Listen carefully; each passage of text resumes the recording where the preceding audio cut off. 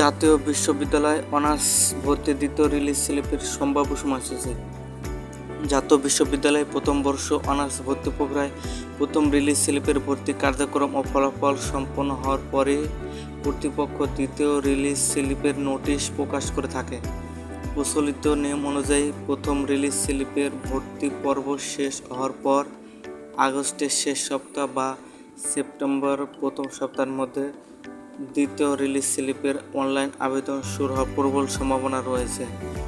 Notice প্রকাশিত হলে শিক্ষার্থীরা জাতীয় বিশ্ববিদ্যালয়ের নির্দিষ্ট ভর্তি ওয়েবসাইটের মাধ্যমে লগ ইন করে পুনরায় নতুন 5টি কলেজ বিষয় পছন্দক্রম দিয়ে আবেদন করতে পারবেন।